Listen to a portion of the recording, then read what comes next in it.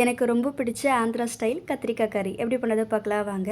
இதுக்கு தேவையான பொருள்: வேர்க்கடலை, வெள்ளை எள்ளு, 4 பல்லு முந்திரி, 2 வரமிளகாய், தனியா, அரை ஸ்பூன் சீரகம் சேர்த்து லேசாக வறுத்ததும் 1/4 கப் கொப்பரை தேங்காய், ஒரு சின்ன துண்டு பட்டை, ஏலக்காய், 2 கிராம்பு சேர்த்து லேசாக வறுத்துக்கலாம்.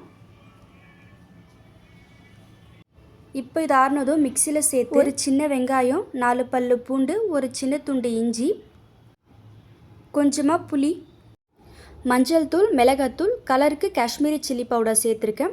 இது எல்லாத்தையும் நம்ம நல்லா கிரைண்ட் பண்ணிக்கலாம். 1/2 கிலோ கத்திரிக்காவை நல்லா கழுவி 4ஆக கீறிக்கலாம். கீறி வச்ச கத்திரிக்காயில் நம்ம ரெடி பண்ண மசாலா சேர்த்து ஒரு பக்கம் இருக்கட்டும். இப்போது ஒரு கடாயில் கொஞ்சமாக எண்ணெய் விட்டு கடுகு, கருவேப்பிலை, சீரகம் சேர்த்து பொரிஞ்சதும் மசாலா சேர்த்த கத்திரிக்காவை லோ ஃப்ளேமில் ஸ்டவ்வை வச்சு இப்போது கத்திரிக்காய் ஒன்றா போட்டு ஒரு 10லேருந்து 12 நிமிஷம் எண்ணெயிலேயே நம்ம நல்லா வேக வச்சுக்கலாம். அப்போ தான் சாஃப்டாக இருக்கும். கத்திரிக்காய் வெந்ததும் இப்போது நம்ம அரைச்சி வச்ச பேஸ்ட்டை மிச்சத்தை இதோடு சேர்த்து கொஞ்சமாக தண்ணி, உப்பு சேர்த்து நல்லா கலந்து விட்டு மறுபடியும் ஒரு 10லேருந்து 12 நிமிஷம் கண்டிப்பாக வேகணும். மூடி போட்டு வேக வச்சுக்கலாம். அப்பப்போ வேணுமுன்னா கலாரி விட்டுக்கலாம்.